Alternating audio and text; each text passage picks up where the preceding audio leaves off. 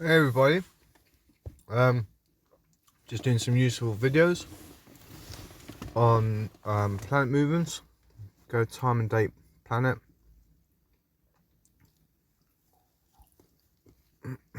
Scroll down.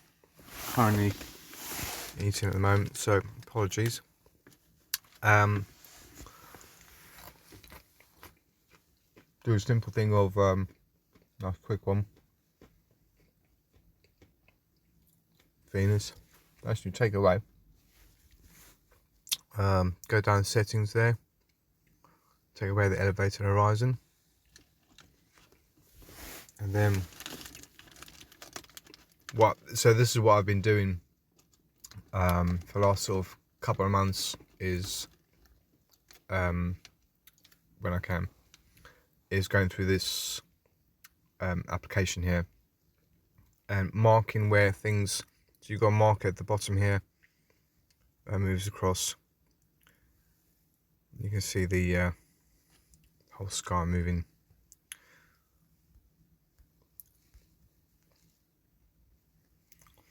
The orientation as well.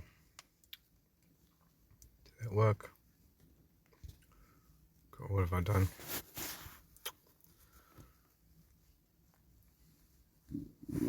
When I've done this before, I could mark something on the west.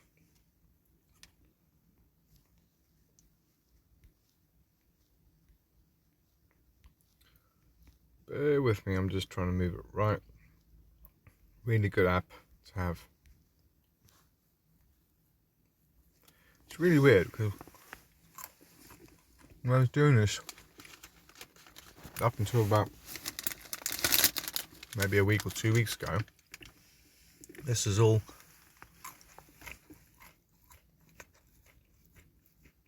moving south. Setting perfectly horizontal. It's really weird. Maybe I've got the location wrong.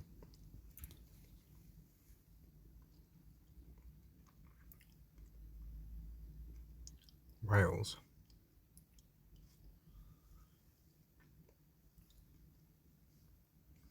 How weird.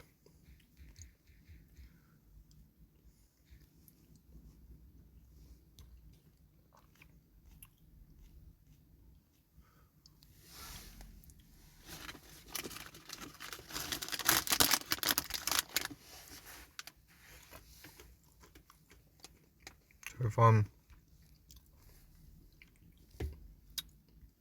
with this, you can track stars. You can track anything that you select. If I keep my finger on something, you can select a star.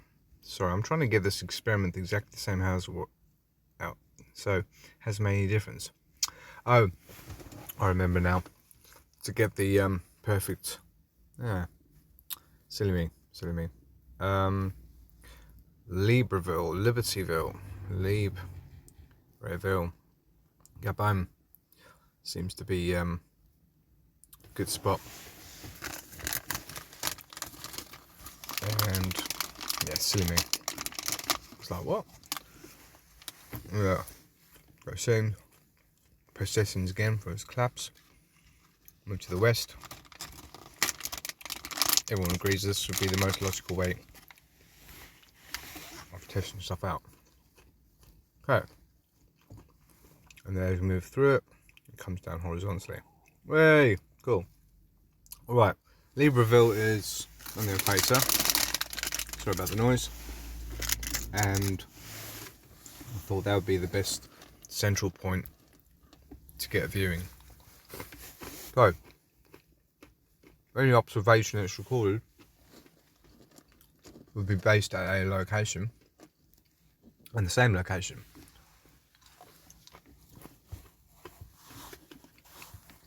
Don't move your location, it will alter. So everything has to stay the same, year in, year out. No adjustments, no change the location. Anyway, so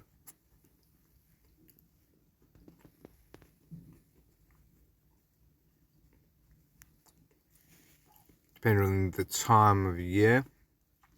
Anyway, let's see what we can get. Let's do Venus. Cool. So you see the pattern. So that time of year, the celestial, the whole celestial movement is also moving, or is it moving at a curved rate? Okay.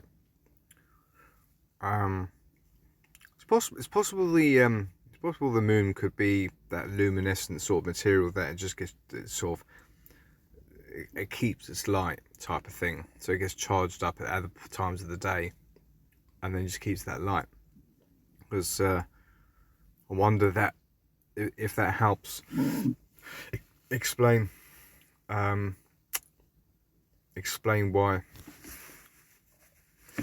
when people might say it's a hologram, whatever. I digress. Anyway, so you've got Venus there, and then as soon as go western marker and just set a date. So this I have found a website that does, you just have to move through this in more detail, in all written form, so I'll do a video on that. About I need to get all the details off it, and then I've got spreadsheets that take care of all this, and when that's complete then I can do a video on it, take some pictures and talk through it. So where's Venus at the moment? Venus has a very, very quick, go to calendar, I think it's got a quick cycle. You want to get to the west marker, so it's obviously gone a bit more south there. 1 month later, got April, yeah, it's come back north again, yeah. So our first marker 1 month later, shot past. So this is the 20th. This is from the equator, 21st, and this is how you do it. So I did it. I've got all the numbers for this application, but it was hard to get the longer numbers like Uranus and Saturn, and I think I fully couldn't do Neptune. But I'll do a video on it. Ask me questions. Please subscribe, share. Anyway, so you do that. Yeah, you can go back a day if you wanna, but just set your marker the same every single time.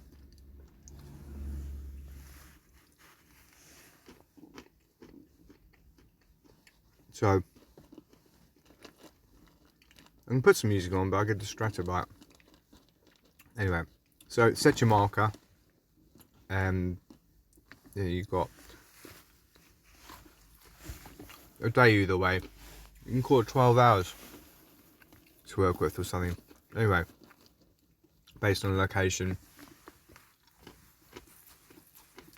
multiple locations around the equator, and do this experiment.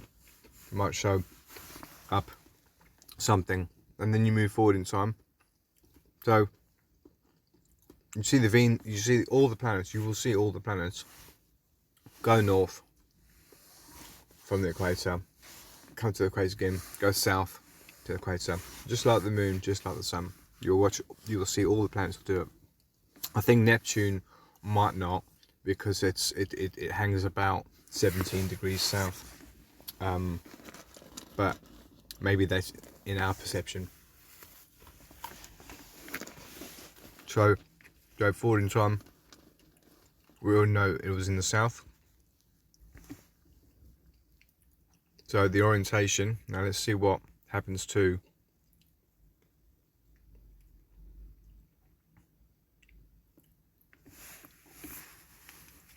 the stars. Stars are fading to the left. They're not coming down directly to the equator. So the stars are fading more to the left. At exactly the same spot. So I wonder if anybody can give me some feedback on that. So moving forward, 29th of June, where we're at. We're trying to get a set. We always want to get a set. Doesn't matter whether it's from the north or the south. Oh, apologies, Venus, yes, is the pink marker. Yeah. So best thing to do, yeah, on your west marker. But you need to wait for it to come back down again. It might be 2 months away, so we'll jump 2 months. There we go, jump day, cool. Venus there. You can record the time as well. My point was always like trying to get those 2 pink lines on the horizon, but if you couldn't, I would also use the top of the pyramid as well as a marker point. Also remember that our atmosphere compresses at the our horizon due to the weight of gases and stuff. And like I was saying, about 360 degrees divided by 40,000 kilometers is 0.009 degree drop per kilometer, which is about 15 centimeters drop or slope per kilometer, and that should just add. You don't do any squaring. You don't do squarings on spherometry. It's absolute rubbish. You guys, sorry, not you guys, but everyone I've spoken to just uses the curve calculator, which is wrong. It's absolute rubbish. Perspective versus what something is telling you, it's ridiculous. Like, you know, 15 centimeter. The second one, yeah, I digress. Anyway, so moving forward, and it's come to the equator point, and then we can jump forward maybe 4 months.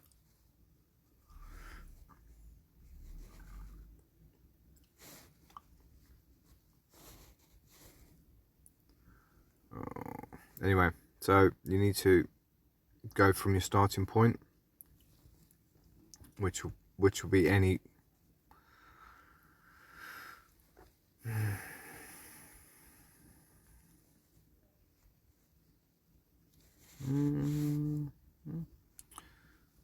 yeah, so if you were to choose, let's say for example 8th of February 2012, and then measure it going north to the equator, south to the equator, and measure how long it took, you'll find that the moon comes to 1092 days, either in that method, or the other method is when the as Venus is moving through and we're marking it on the horizon. Also, we can mark we can mark a start point. So I'll call this Pisces plate, or the ladle, you know, just that level at the top there by the red dot. So that level there, those 4 lines, I'd use that as a marker.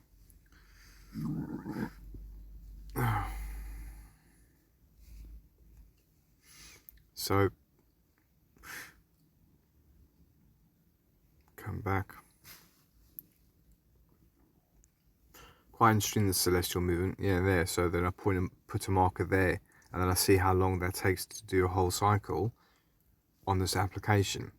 And I think it was like 259 days. I can try and move forward to that.